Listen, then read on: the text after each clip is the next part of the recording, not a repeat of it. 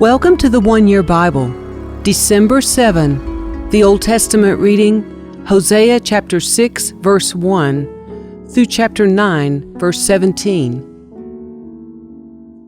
Come, let us return to the Lord. He has torn us to pieces. Now He will heal us. He has injured us. Now He will bandage our wounds. In just a short time He will restore us, so that we may live in His presence. Oh, that we might know the Lord. Let us press on to know Him. He will respond to us as surely as the arrival of dawn, or the coming of rains in early spring. O Israel and Judah, what should I do with you, asked the Lord? For your love vanishes like the morning mist, and disappears like dew in the sunlight. I sent my prophets to cut you to pieces, to slaughter you with my words, with judgments as inescapable as light. I want you to show love, not offer sacrifices. I want you to know me more than I want burnt offerings. But like Adam, you broke my covenant and betrayed my trust. Gilead is a city of sinners, tracked with footprints of blood. Priests form bands of robbers waiting in ambush for their victims. They murder travelers along the road to Shechem and practice every kind of sin. Yes, I have seen something horrible in Ephraim and Israel. My people are defiled by prostituting themselves with other gods. O Judah, a harvest of punishment is also waiting for you, though I wanted to restore the fortunes of my people. I want to heal Israel, but its sins are too great. Samaria is filled with liars. Thieves are on the inside and bandits on the outside. Its people don't realize that I am watching them. Their sinful deeds are all around them, and I see them all. The people entertain the king with their wickedness, and the princes laugh at their lies. They are all adulterers, always aflame with lust. They are like an oven that is kept hot while the baker is kneading the dough. On royal holidays, the princes get drunk with wine, carousing with those who mock them. Their hearts are like an oven blazing with intrigue. Their plot smolders through the night, and in the morning it breaks out like a raging fire. Burning like an oven, they consume their leaders. They kill their kings one after another, and no one cries to me for help. The people of Israel mingle with godless foreigners, making themselves as worthless as a half-baked cake. Worshipping foreign gods has sapped their strength, but they don't even know it. Their hair is gray, but they don't realize they're old and weak. Their arrogance testifies against them, yet they don't return to the Lord their God or even try to find Him. The people of Israel have become like silly, witless doves, first calling to Egypt, then flying to Assyria for help. But as they fly about, I will throw my net over them and bring them down like a bird from the sky. I will punish them for all the evil they do. What sorrow awaits those who have deserted me. Let them die, for they have rebelled against me. I wanted to redeem them, but they have told lies about me. They do not cry out to me with sincere hearts. Instead, they sit on their couches and wail. They cut themselves, begging foreign gods for grain and new wine, and they turn away from me. I trained them and made them strong, yet now they plot evil against me. They look everywhere except to the Most High. They are as useless as a crooked bow. Their leaders will be killed by their enemies because of their insolence toward me. Then the people of Egypt will laugh at them. Sound the alarm. The enemy descends like an eagle on the people of the Lord, for they have broken my covenant and revolted against my law. Now Israel pleads with me, "Help us, for you are our God." But it is too late. The people of Israel have rejected what is good, and now their enemies will chase after them. The people have appointed kings without my consent, and princes without my approval. By making idols for themselves from their silver and gold, they have brought about their own destruction. O Samaria, I reject this calf, this idol you have made. My fury burns against you. How long will you be incapable of innocence? This calf you worship, O Israel, was crafted by your own hands. It is not God. Therefore it must be smashed to bits. They have planted the wind and will harvest the whirlwind. The stalks of grain wither and produce nothing to eat. And even if there is any grain, foreigners will eat it.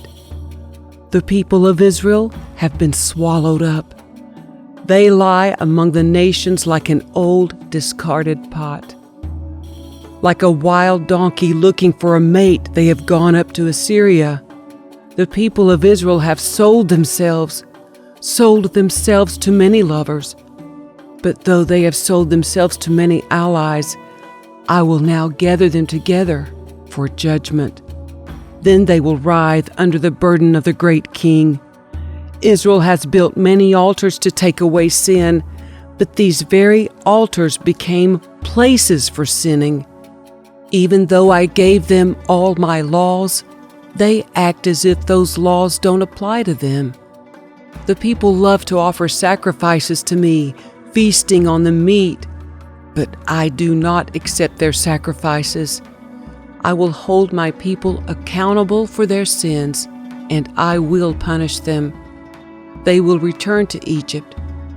Israel has forgotten its Maker and built great palaces, and Judah has fortified its cities. Therefore I will send down fire on their cities and will burn up their fortresses.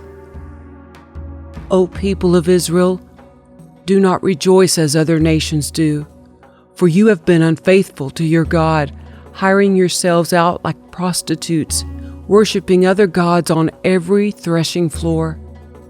So now your harvest will be too small to feed you. There will be no grapes for making new wine. You may no longer stay here in the Lord's land.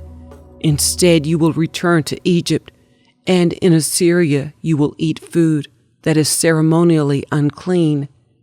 There you will make no offerings of wine to the Lord. None of your sacrifices there will please him. They will be unclean, like food touched by a person in mourning. All who present such sacrifices will be defiled. They may eat this food themselves, but they may not offer it to the Lord. What then will you do on festival days? How will you observe the Lord's festivals? Even if you escape destruction from Assyria, Egypt will conquer you, and Memphis will bury you. Nettles will take over your treasures of silver. Thistles will invade your ruined homes. The time of Israel's punishment has come. The day of payment is here. Soon Israel will know this all too well. Because of your great sin and hostility, you say, "The prophets are crazy, and the inspired men are fools." The prophet is a watchman over Israel for my God, yet traps are laid for him wherever he goes. He faces hostility even in the house of God. The things my people do are as depraved as what they did in Gibeah long ago. God will not forget. He will surely punish them for their sins. The Lord says, "O Israel, when I first found you, it was like finding fresh grapes in the desert. When I saw your ancestors, it was like seeing the first ripe figs of the season. But then they deserted me for Baal Peor, giving themselves to that shameful idol. Soon they became vile as the God they worshipped. The glory of Israel will fly away like a bird, for your children will not be born or grow in the womb or even be conceived. Even if you do have children who grow up, I will take them from you. It will be a terrible day when I turn away and leave you alone. I have watched Israel become as beautiful as Tyre, but now Israel will bring out her children for slaughter. O Lord, what should I request for your people? I will ask for wombs that don't give birth and breasts that give no milk. The Lord says, all their wickedness began at Gilgal. There I began to hate them. I will drive them from my land because of their evil actions. I will love them no more because all their leaders are rebels. The people of Israel are struck down. Their roots are dried up, and they will bear no more fruit. And if they give birth, I will slaughter their beloved children. My God will reject the people of Israel because they will not listen or obey. They will be wanderers, homeless among the nations.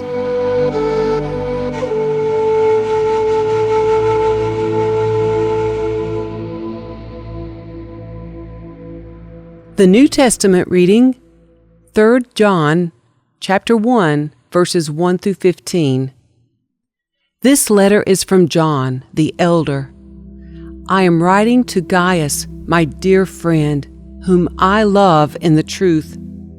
Dear friend, I hope all is well with you, and that you are as healthy in body as you are strong in spirit. Some of the traveling teachers recently returned and made me very happy by telling me about your faithfulness and that you are living according to the truth. I could have no greater joy than to hear that my children are following the truth.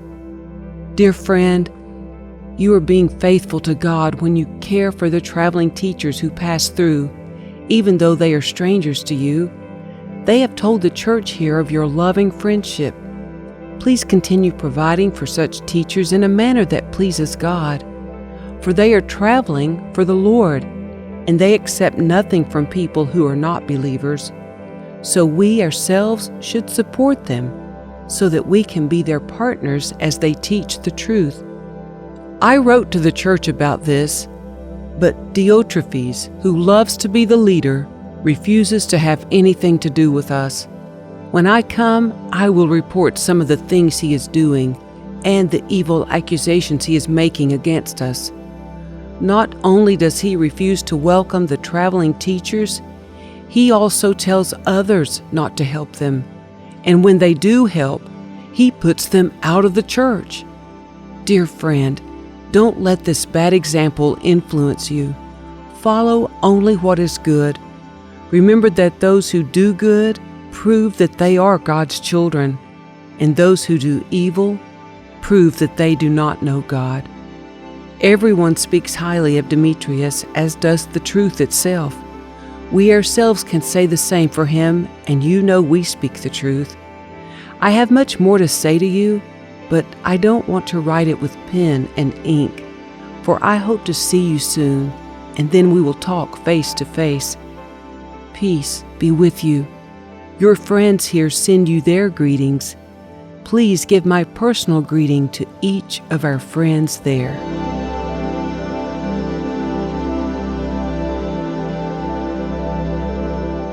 Psalm 126, verses 1 through 6. When the Lord brought back his exiles to Jerusalem, it was like a dream. We were filled with laughter, and we sang for joy. And the other nations said, "What amazing things the Lord has done for them." Yes, the Lord has done amazing things for us. What joy! Restore our fortunes, Lord.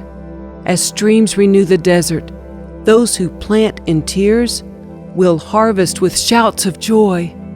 They weep as they go to plant their seed, but they sing as they return with the harvest.